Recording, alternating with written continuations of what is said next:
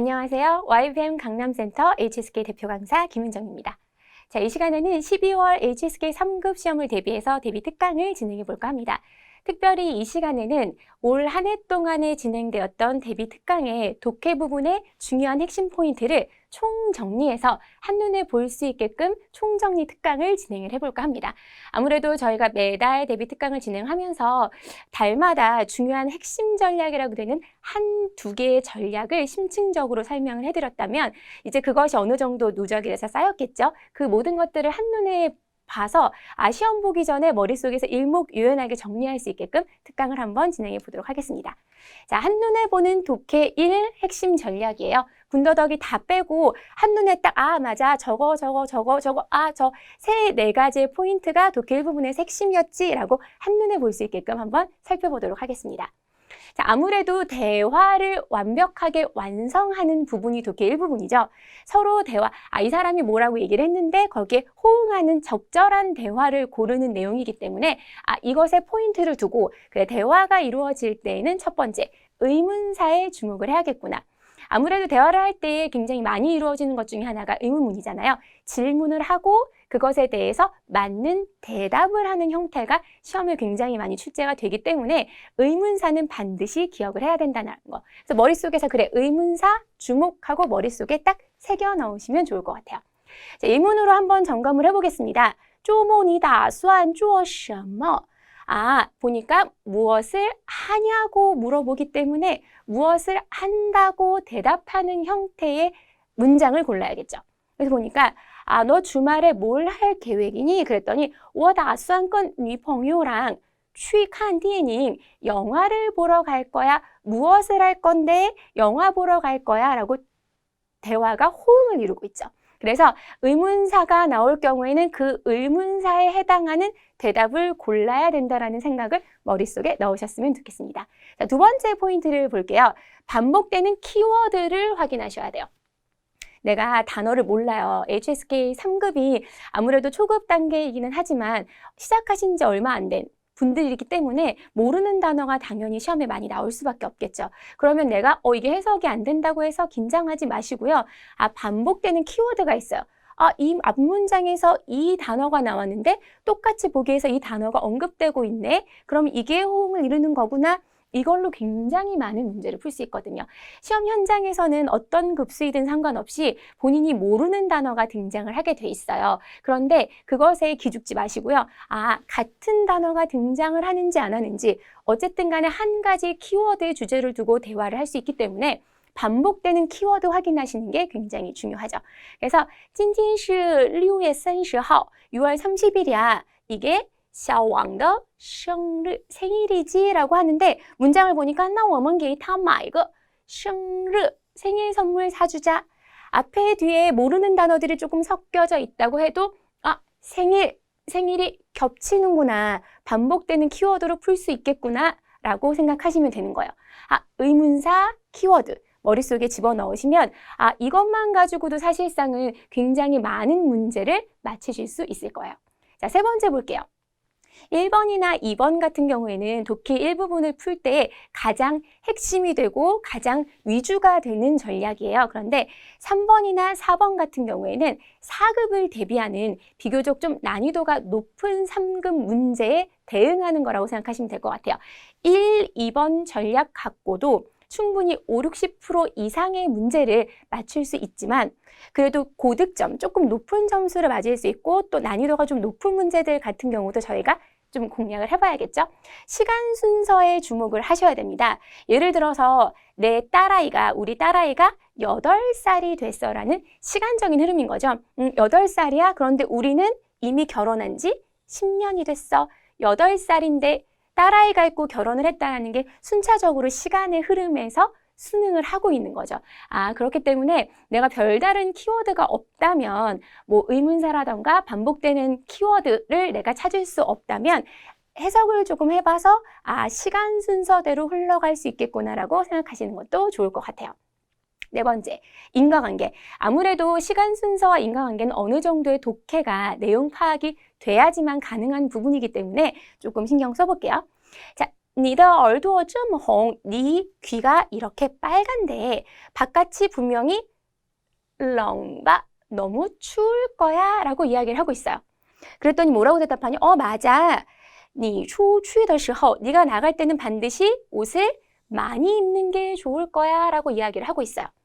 그러니까 춥다라고 이야기를 하니까 그 춥다라는 원인 때문에 그 결과가 뭐예요? 옷을 좀 여러 개 많이 입었으면 좋겠다라는 거예요. 그래서 저희가 조금은 어려운 난이도의 문제도 시간 순서랑 인과관계로 풀 수 있다는 걸 말씀을 드리지만 그 와중에도 뭐뭐지 않겠어? 슈어에서 질문과 대답으로도 접근을 할 수 있다는 거. 독해 일부분은 사실상 총정리하는 상황에서는 여러 가지 많은 정보들을 드리는 것보다는 머릿속에서 일목요연하게 그 패턴, 당장 내가 그래 맞아 그랬었지 독해 일부분은 전반적으로 쭉 훑었을 때 의문사, 키워드, 그리고 조금 난이도가 높은 문제의 경우에는 시간 순서랑 인과관계로 문제를 풀 수 있겠구나 라고 머릿속에 싹 집어넣으시면 독해 1은 사실 크게 문제가 되지 않을 거라고 생각이 됩니다. 자, 독해 2 핵심 전략으로 한번 넘어가 보도록 할게요. 독해 2 같은 경우에는 빈칸 넣기예요.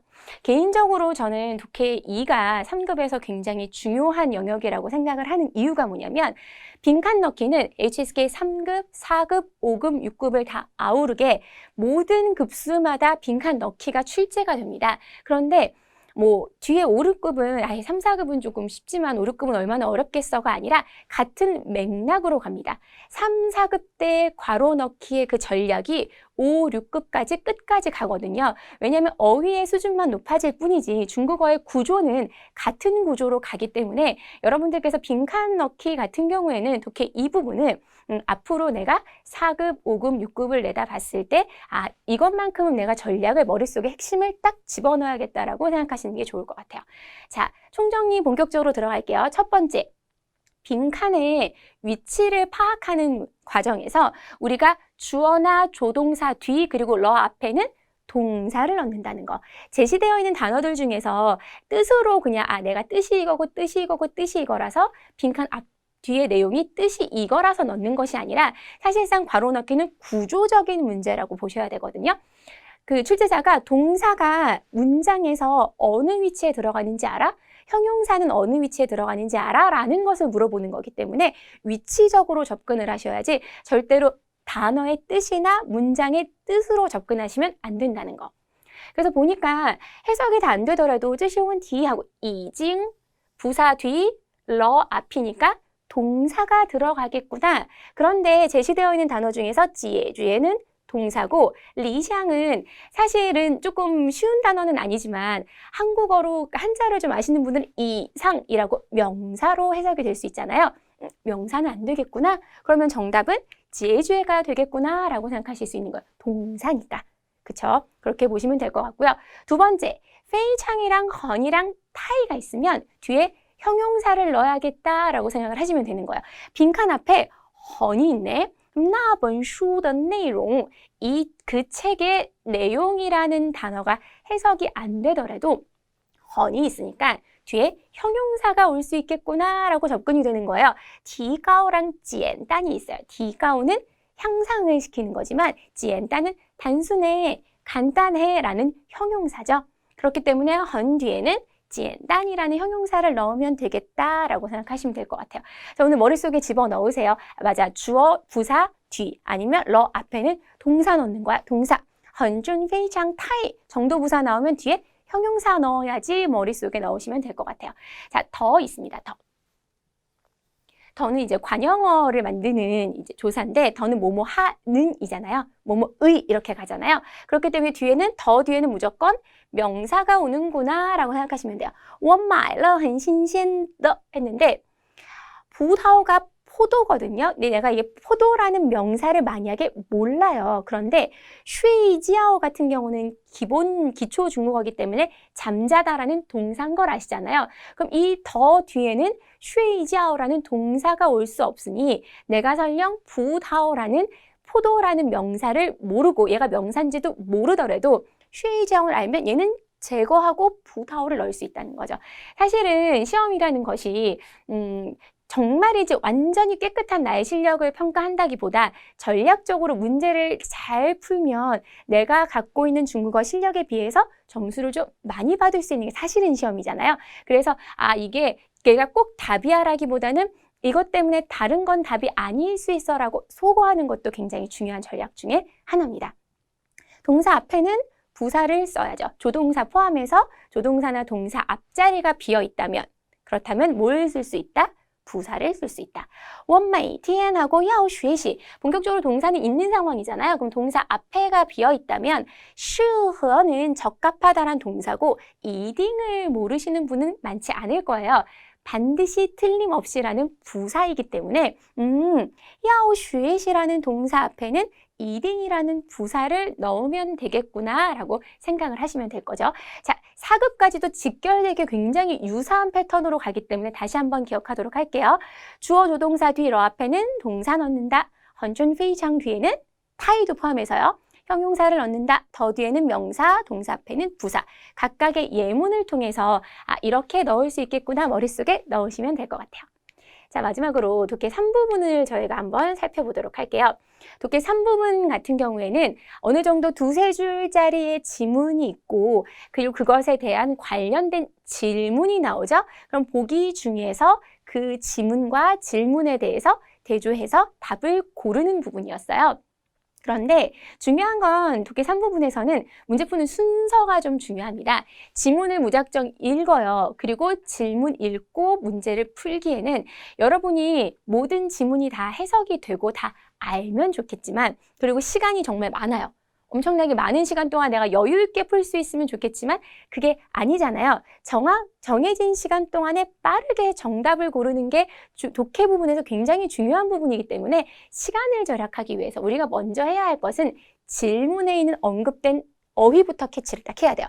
그러니까 왜냐면 본문에서 질문에서 언급된 어휘만 찾는 거지 읽는 게 아니라 찾아야지 빨리 풀 수 있기 때문에 그래서 첫 번째 질문을 먼저 보는 것이 맞습니다. 사실 HSK 3급이나 4급의 경우에는 질문이 그렇게 길지가 않아서 핵심 키워드가 있기 때문에 질문에 언급되는 그 중요한 핵심 어휘를 딱 잡아두고 질문을 먼저 보셔야 돼요. 그리고 그 다음에 보기 읽고 그 다음 제일 마지막에 지문을 읽으면서 정보를 찾아야 되는 거거든요. 그래서 순서대로 지금 시험지에서 제시되어 있는 질문, 보기 순서가 아니라 질문 읽고 그리고 보기 읽고 그 다음에 제일 마지막에 지문을 읽어야 한다는 거. 결과적으로 말해서는 3급이나 4급 정도면 보기에 있는 내용들을 보면서 빠르게 찾으면 그 보기에서 제시된 것들 중에서 한두 개가 분명히 딱 눈에 띌 거란 말이에요. 그럼 고르시면 돼요. 자, 볼게요. 这家店的餐具, 그러니까 대충 이제 찬쥐가 식기류라는 단어를 몰라도 찬쥐라는 단어를 보고 거기서 찾으면 되죠. 사실은 독해 3부분 같은 경우는 거의 같은 그림 찾기라고 보시면 돼요. 그래서 빠른 속도로 찾아야 되는 부분이 크니까. 그리고 나서 품종에 대해서 많지 않다. 색깔이 선명하다. 가격이 합리적이다. 근데 설령 내가 이 단어를 다 모르더라도 이 글자랑 같은 글자를 찾아보시는 것에 조금 더 신경을 쓰셔야죠. 모르는 단어 나왔다고 절대로 겁먹지 마세요. 보시면 这家店专门销售 되게 3급식은 굉장히 어려운 문장들이 이렇게 나오죠.